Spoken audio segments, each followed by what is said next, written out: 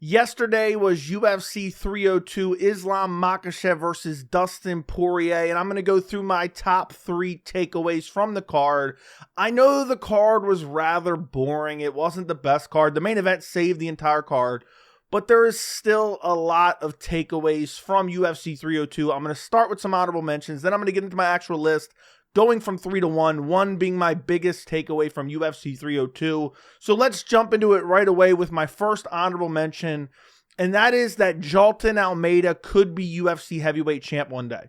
I know that sounds crazy. I know he only beat, Alexander Romanov. I'm almost laughing as I'm saying this, but look what he did to Curtis Blades. I know he inevitably got KO'd. The heavyweight division is one of the worst divisions.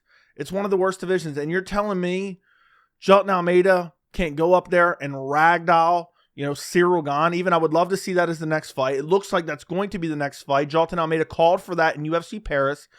And I don't think the win in particular against Romanov told us that much, other than this guy's just a dominant grappler who can ragdoll anyone. But you have to take into account his full career. Like, he's 21-3. I know he hasn't fought the best opposition. He lost to the best fighter ever fought in Curtis Blades. He ragdolled Curtis Blades. He got clipped up with some elbows. I think he fights Curtis Blades again. I'd pick Jailton Almeida to beat Curtis Blades. Curtis Blades is fighting for the interim title right now. You got Derek Lewis before that. Derek Lewis, I know he's not the greatest fighter, but he has, a unique set of strengths. Not really unique to the heavyweight division, but he's particularly challenging to fight, even though he's not like crazy skilled. Jairzinho Rosenstruck made him look easy. Shamil Abdurakhimov doesn't really mean that much, but made him look relatively easy. I think Jailton Almeida, even though he's a grappling specialist, I think he's freakishly strong, and I think his BJJ is unmatched in the heavyweight division. I would have loved to seen, what's crazy? I would have loved to seen Jailton Almeida versus Prime Fabricio Werdum. I would have imagine those grappling exchanges. Those grappling exchanges would have been incredible, but I'm looking at Jailton Almeida, I'm looking at the heavyweight division. So the heavyweight division soon is going to be, John Jones and Stipe Miocic are going to be gone within the next year or two max, would be my guess. Who's left? You have Tom Aspinall, who's getting a lot of hype. You have Curtis Blades, and you have Cyril Gane, essentially. Maybe Volkov, you could toss him in the discussion as well. But I'm not seeing a lot of elite fighters. That's basically the gist of it. We already know Almeida can beat Curtis Blades. Even though he lost, we already seen that he can beat him. It wouldn't shock me if he beats Tom Aspinall. I'm not saying I would pick him right now. I'm not saying that at all. But watching this fight and just seeing how Jailton Almeida just ragdolls and brutalizes and submits lower level opposition, I know that he can be a UFC heavyweight champion at some point, because the heavyweight division is the worst division in all the UFC. So I wanted to have that as an honorable mention. Moving on to my next honorable mention, and I already knew this beforehand, but I wanted to make it very clear. But that is that Kevin Holland is the ultimate gatekeeper, and luckily he's aware of it. Kevin Holland knows, he said in his post-fight, but some people define gatekeeper as like, oh, they kind of protect the kind of contender status or the championship status. Like, gatekeeper used to be like, oh, you can gatekeep the title. So you can beat all the guys trying to make their run up to the title, but then the guys who get by you can get a shot at the title. Essentially, that's what it means. I don't think that's Kevin Holland. I don't think Kevin Holland's a gatekeeper of the title. I think he's a gatekeeper of the top 15. Mikel Olszewski dropped him bad, was landing at that point, made a massive mistake on the ground. And fair enough, Kevin Holland, used, his grappling and his jiu-jitsu to find that submission and pop that arm, dislocate that arm. But it wouldn't have shocked me if Olszewski would have beat Kevin Holland. I picked Mikel Olszewski. People laughed at that prediction, but I don't think it's a bad prediction at all. So Kevin Holland will forever just be Mr. Dana White privilege. They were looking at giving him the dead body of Nick Diaz. They're going to give him big fight after big fight, and not necessarily the opponent, but on big cards until somehow he gets a win. Essentially, that's what Kevin Holland is. Kevin Holland doesn't want to be champ. Kevin Holland just shows up for a paycheck. He is the gatekeeper of the top 15. I mean, seriously. I mean, who's he beaten in the rank? I mean, he got gifted a Wonderboy fight. Wonderboy at the tail end of his career. Wonderboy can't grapple at all. Wonderboy's scared of middle school wrestlers. And Kevin Holland quit. He got ragdolled by Khamzat Chimaev. And I know that's not a bad loss to have. Every big fight Kevin Holland's ever had in his career, he's lost. Okay? Let's be real. Lost to Michael Venom Page. Big spot on a big card against a guy who had a decent amount of hype coming from another organization. Lost to Jack Della Maddalena. Lost to Stephen Wonderboy Thompson. Lost to Khamzat Chimaev. Lost to Marvin Vettori. Lost to Derek Brunson. You know, he got hyped up off that big 2020, which culminated with the KO of Jacare Souza, which was the only good win in that 2020 run. I know people say Buckley. Buckley came in on short notice. People forget that. You know, and Buckley's gotten a lot better in the last 4 years. So you can't really go back in time and say, oh, it's a great win. So you're looking at Jacare Souza as his best win. I mean, Michael Chiesa, dead body. Santiago Ponzinibbio, Verge, a dead body. And Ponzinibbio was having a lot of success in that fight. So either way, what I'm trying to say is Kevin Holland is a top 15 gatekeeper. He's not even like a top 10 gatekeeper. He's not a, gatekeeper in the normal definition of kind of knocking off some contenders trying to make their way to like top contender status. So that's my last honorable mention. Moving on to my actual list.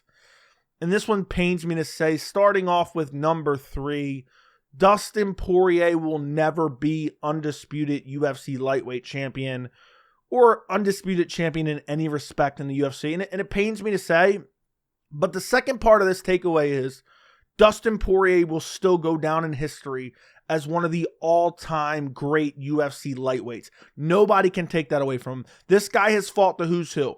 And while he did get submitted by Islam Makhachev in a fairly dominant performance from Islam, it wasn't like crazy, like shutout dominant. But at the end of the day, Dustin Poirier still exceeded expectations against, in my opinion, one of the best fighters in the UFC, if not the best fighter in the UFC, Islam Makhachev. And this guy has just been around forever. And it's exciting fight after exciting fight after exciting fight after exciting fight. And his resume is crazy. And I'm not just talking about wins or losses, okay? I'm talking about just everything. You know, I know people say, Joey, you're talking about his resume. Some of these fights are losses. But just listen to who he's fought.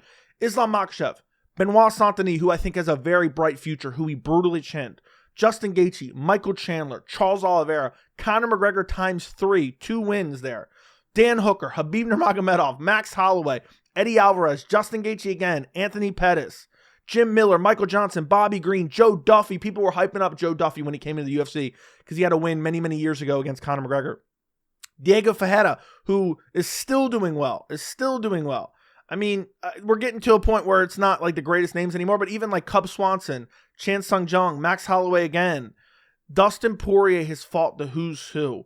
It's crazy he's been in the UFC for so long. He's been in the UFC since 2011. He came in against Josh Grisby, came over from WEC. I've watched Dustin Poirier's entire UFC career. That's craziness. But listen to some of those names. Dustin Poirier will go down as one of the greats. He's still elite. I don't think he needs to retire. Tack that on as one of the takeaways. I don't think he needs to retire, but I don't want the fan base to talk him out of it. If he thinks it's time for him to retire, let him retire, man. I don't want another Tony Ferguson and Dustin Poirier. Imagine we got to watch Dustin Poirier go on a 7-fight losing streak or whatever, however long Tony Ferguson's losing streak is right now. I don't want to see that out of Dustin. I'll be crying. I love Dustin Poirier. People, I know a lot of people recently rallied around him because they wanted Makhachev to lose, and Dustin Poirier is super likable as well. But, before people were like, oh, Dustin's a fake nice guy because he kind of talked a little bit of shit after he would get wins, but guys were saying like nasty shit to him, and he was, talking shit back, like Michael Chandler cheating in their fight.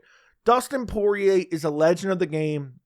His resume, even if you just want to go off his wins, is legendary status. I think he's, I'm not really good with like list of like, oh, who's the GOAT of this division or that division. Like, it really is just so hard to kind of compare and contrast, especially from different eras of the sport. But Dustin Poirier, no doubt in my mind, top 10 lightweight, probably top, I don't know, I would really have to think about it, but maybe even top 5. I'm just thinking off the top of my head right now, in no particular order. Islam, Khabib, Charles. Dustin Poirier is right up there. I know some people would say, BJ Penn, I wasn't really around for that era. You have Frankie Edgar, who may be in the discussion a bit there, who's kind of, a while ago. He hasn't fought in the lightweight division for many years. But either way, Dustin Poirier is undoubtedly a top 10 lightweight, and I don't think he needs the undisputed title. I really don't think he needs the undisputed title to cement his career. I don't think he needs that. I know he says he's coming to terms with, what is he fighting for now? He's just fighting for paychecks, essentially, and he's still one of the top guys. He can, knock off some contenders. But my thought process behind this, if that's Dustin Poirier's last fight, we need to thank him. Great career. And I told you guys, and this doesn't necessarily apply to Dustin Poirier right now. And I know some of you guys probably get tired of hearing me saying this. We have to appreciate these guys when they're in that special moment in time in their career where everything's going right and they look like the elite of the elite and they look like there's a world beater and they can beat everyone and they're exciting and they're crazy. And this doesn't apply to every single fighter, but you get my point. Mainly, you have to appreciate them when they're in that special moment in time, when they're in the elite part of their career, because like that, it can be gone. We saw it happen with Tony Ferguson. I don't want to see that happen to Dustin. I don't want to see. Some people thought it might be the Justin Gaethje KO that sends him there. I don't want to see that. He looked good stuffing takedowns against Islam Makhachev, defended some takedowns. His grappling has clearly improved. Training with Mateusz Gamrot over the last few years has helped him there, and particularly with this training camp. His striking and boxing is still on point. He has good jiu-jitsu. His jiu-jitsu is always getting better. And, can he still compete with the elite? 100%. I believe he can still compete with the elite, and I would love to see some of these matchups. But if he wants to retire, I don't mind. I don't want to see him fall off a cliff. I don't want to see him go on a massive downturn. I don't want to see him, end up in the Tony Ferguson dead body stat. I can't imagine calling Dustin Poirier a dead body. It already pains me to call Tony Ferguson a dead corpse, okay? I don't want to see that. So hopefully Dustin maybe takes 1 or 2 more fights, or maybe he just decides, you know what, this is my time.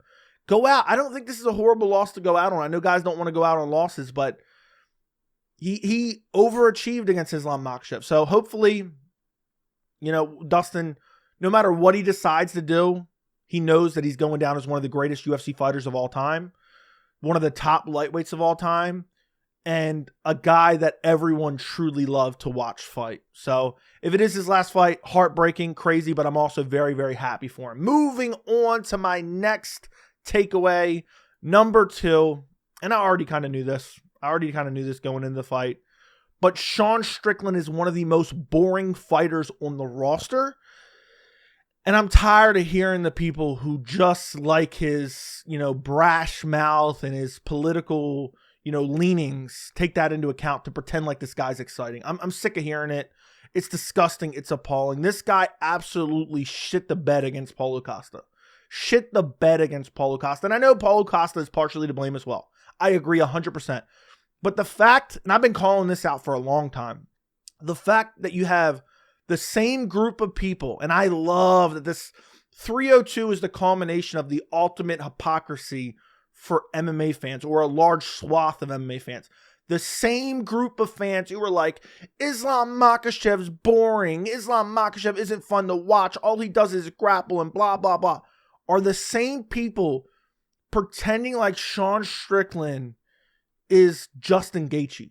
They're like, oh yeah, Sean Strickland's so much fun. Sean Strickland's so exciting. What universe are you living in? You can like Sean Strickland. You can like him.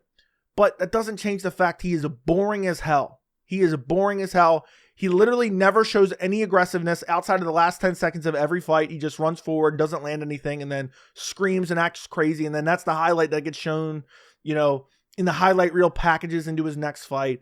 This guy doesn't change at all. I know he's super defensively responsible. I know he's a tricky fighter.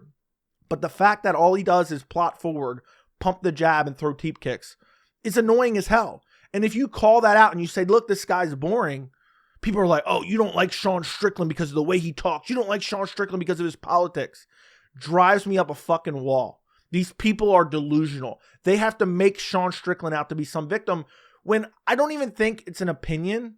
I think it's a fact. We can all agree that Sean Strickland is one of the more boring fighters on the roster, even if you like watching him fight. I'm not ready to take a nap when Sean Strickland fights, but I'm getting close. But it's like every single fight. And what makes it even more annoying is this guy before every single fight's like, to the death, war, we're gonna bleed for you guys. And then what does he go out there and do? What does he go out there and do? I compared it. Sean Strickland's entire persona can be wrapped up into one thing, and one comparison to Israel Adesanya. It's Israel Adesanya versus Jarrett Cannonier when Adesanya's like, I'm going to make a special moment. And he walks out to the Undertaker's theme song and has an urn to go out there and jab and leg kick the entire fight. That's Strickland's entire career summed up with a comparison to Israel Adesanya. I mean, how many times are we going to watch this happen? And these people are going to applaud him while simultaneously calling every Dagestani fighter ever born boring. I mean, look, the Paulo Costa fight was dog shit. Absolute dog shit. I think Paulo Costa was close enough to maybe edging out 3 rounds, and people think I'm crazy for that. Well, when you do literally no damage, 90%, 95%, 99% of Sean Strickland's offense was raising his knees up and throwing the lightest teep kicks I've ever seen in my entire life. And while they did damage, Costa was abusing that leg. And I'm not here to litigate the decision. I don't even care about that. And Costa's to blame too. Costa's an embarrassment, fought like an absolute pussy the entire fight. But look at Sean Strickland's resume, He's the common denominator. Costa's not always in boring fights. Last fight, Dricus du Plessis. Oh, it's an exciting fight. Oh, it's because Dricus pressed him. And Sean Strickland cried robbery afterwards when Dricus won because of his aggressiveness. Fight before that against Israel Adesanya, people act like that was crazy. That was a snooze fest. Other than the fact that Strickland dropped him in the first round, absolute snooze fest. Fight before that, Abus Magomedov. Abus was destroying him in the first round, gassed out. Okay, Sean Strickland got to finish. That's a good fight. The Nasruddin Imavov fight, horribly boring. The Jarrett Cannonier fight, horribly boring. The Lex Pereira fight, okay, he got KO'd, so there's not really much to say about that. The Jack Hermanson fight, boring. The Uriah Hall fight, boring. The Christoph Jocko fight, boring. The Brendan Allen fight, fair enough, he got to finish. But my point being is, look, you can like the way this guy talks all you want. This guy is horribly boring. He's never going to change. He's constantly going to hype it up by saying, I'm going to the death and war and we're going to bleed. And then he's going to go out and fight like an absolute bitch. That's what he's going to do at every single fight. And stop parading this guy around like he's one of the most exciting fighters ever, because he's simply not. He's boring as hell. I think he's more boring than Colby Covington. And I would love to see those two matched up. I think that would be a hilarious build-up. But nonetheless, I had to get that out. Sean Strickland, we already knew. But at this point, I thought at some point he might change his style a little bit when he loses some of these close decisions. I wish he would have lost to Paulo Costa. He would have been pissed, and then we would have been like, oh, well, that's what you get for never being aggressive. I think Sean Strickland could have success. I think he could have success if he got aggressive. That's what makes me so annoyed by it. I think he's a good enough striker. He could have success if he just got a little bit more aggressive. Just up the aggressiveness by 15, 20%. And I think Strickland would be a very exciting fighter. His pressure is crazy. His volume is just horrible. It's just horrible. All he does is throw teeps. All he does is jab, and the teeps aren't even doing much damage. So Strickland is incredibly boring, and I honestly never want to see him fight again. That's how bad it was. And now he's like, oh, I'm going to sit out and wait for a title shot. Sit out. Hopefully it takes 3 years for you to get a title shot, and they give every undeserved title shot out there. And you won't be missed. Believe me, you won't be missed. Moving on to my number one takeaway. Actually, before we get to the number one takeaway, I know I kind of talked about it a little bit with that takeaway. Paulo Costa's embarrassed himself. I'm never picking Paulo Costa ever again. I thought he kind of had a game plan going. I thought early, okay, he's backing up. Okay, then he's going to start standing his ground a little bit more. Embarrassing performance from him just to back up the entire fight. And then you look at his resume, garbage. But I don't want to get too much into that. Moving on to my number one takeaway from UFC 302. And that is that Islam Makhachev is one of the pound-for-pound best fighters in the world. I believe he is pound-for-pound number one. And I also think he is cementing his status as not only the lightweight GOAT, but also a GOAT in the sport in general. I don't think he's quite there yet in terms of GOAT in the sport in general, like up there with like GSPs and John Jones. I don't think he's there quite yet, but he's getting there. But he's undoubtedly one of the best lightweights of all time. I think he's number one GOAT right now. His resume, I already think it's kind of surpassed Khabib Nurmagomedov's. And I think that's because Khabib retired too soon. But nonetheless, that's his problem. That's not mine. That's not for me to sit here and kind of, oh, well, if he would have stuck around, he would have beat this guy and this guy. Khabib is one of the greatest, for sure. I think he's number two against Islam Makhachev. And I think Islam Makhachev right now is pound for pound. And I already made a video about Dana White's comments at the post-fight presser saying, no, John Jones is pound for pound number one. As long as he's still fighting and active, Islam's not pound for pound number one. John Jones is. I'm not some John Jones hater. Still fighting and active. And I think a lot of people are conflating pound for pound with the GOAT list. John Jones is undoubtedly the GOAT, okay? Pound for pound means basically if you were sized up to different weight classes, would you beat some of those elite fighters? At least that's my take on pound for pound. That's what it used to be. You know, maybe fans have perverted it over the years. But nonetheless, the pound for pound rankings is based on current activity. You can't just be pound for pound because you won one fight in 4 years. John Jones beat Cyril Gane. That's his only win since February of 2020 after he defeated Dominic Reyes. And even if you want to include that Dominic Reyes fight, okay, 2 fights in 4 years. The Dominic Reyes fight was close. Dominic Reyes could have gotten the decision. A lot of people think Dominic Reyes should have gotten the decision. So you're jumping into a time machine to justify current pound-for-pound rankings. Dana White's jumping into a time machine to justify current pound-for-pound rankings. And I just think it's crazy. People don't understand the difference between pound-for-pound and GOAT status. And either way, I think Islam is becoming one of the GOATs, like I already said. But, like, it's not even close, in my opinion. We don't know how great Jon Jones is in 2024 because he hasn't already fought in a year and 3 months. And then that fight, he hadn't fought in, 3 years? Over 3 years. So we're going to go off one win against Cyril Gane, who wasn't ranked on the pound-for-pound list, to justify his pound-for-pound status? Absolutely not. Islam Makhachev, in his last 3 fights prior to the Dustin Poirier fight, which I think the Dustin Poirier fight's a really quality win, he beat Volkanovski, who was ranked number 2 pound-for-pound. He beat Volkanovski, who was ranked number 1 pound-for-pound. And he beat Charles Oliveira, who was ranked number 3 pound-for-pound at the time that he defeated them. So you're telling me you're going to take that resume, and you can go on the other wins too. You know, the other wins weren't great and they weren't pound-for-pound fighters. You're going to take that resume, 8-0, since Jon Jones been 2-0. So you go since early 2020, 8-0 versus 2-0. How are you going to try to make the claim Jon Jones is pound-for-pound number 1? Makes absolutely no sense. But either way, what I want to get to is Islam Makhachev is not only pound-for-pound number 1.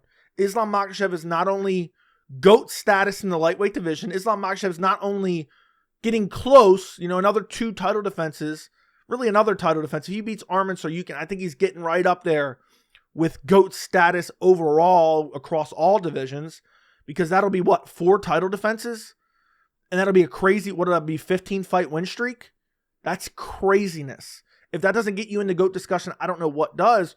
But on top of all that, I think he's one of the best strikers, if not the best striker in the UFC. And I also think he's probably the most well-rounded fighter in the UFC. I mean, this guy was outboxing Dustin Poirier. And he came out, and now it's officially confirmed he had staph infection. He was dealing with staph infection. So on his worst night, or not his best night at the bare minimum, he's outboxing Dustin Poirier, just busting him up on the feet. He's dealing with adversity, ate that elbow in the 4th round, got cut open, started bleeding pretty badly. He's dealing with Dustin Poirier's stuffing takedowns, which is obviously Islam's biggest strength is his grappling, which I don't even know anymore. That's how good he is. And I just don't feel like enough people are giving this guy credit. I feel like people are starting to come around, and maybe that's a topic for 6 months ago, 8 months ago, because I feel like people are starting to come around. But I really truly believe, the more I'm engaged in reaction online, had Islam went to decision with Dustin Poirier, there would have been people crying robbery.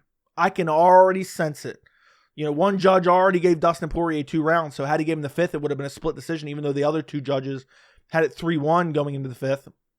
I can already sense that. But Islam Makhachev, one of my favorite fighters to watch, one of the funniest fighters in terms of the trash talk as well. He said in this post-fight interview, I told Dustin, if he don't tap, he's going to go to sleep. He tap and he go to sleep, which I thought was actually quite funny. But either way, this guy is one of the most well-rounded fighters in the UFC, one of the best fighters in the UFC, if not the best fighter in the UFC, in my opinion. And I just think the respect needs to finally come around. People need to stop calling him boring again. I already talked about that with the Sean Strickland stuff. The Sean Strickland fans call Islam boring. Mind-blowing. Make it make sense. I already know why. Believe me, I broke it down already.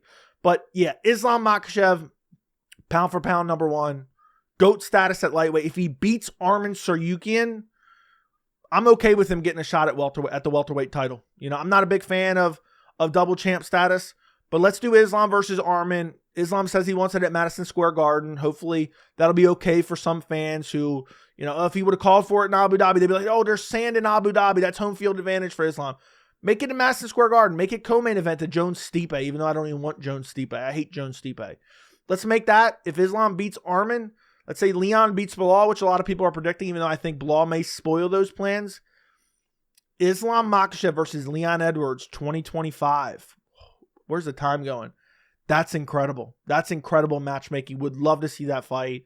Loved his performance against Dustin Poirier. The grappling, the submission attempts, the control, the striking, the clinch work. His clinch work was kind of his only real hole in that fight, but I just think he was so comfortable in the clinch. And he was landing some good knees and shots himself, but Dustin Poirier was just more active in the clinch.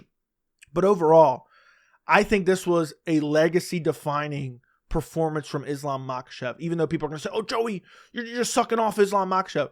No, I just think this guy's incredible. I love watching him. He's probably, right now, maybe behind like a Yuri Prochazka, my favorite fighter to watch. Maybe even my favorite fighter to watch, because I feel like Yuri, at least you can sense him losing. You know, like Rakic was busting him out. Islam, it's like, holy shit, who's going to beat him?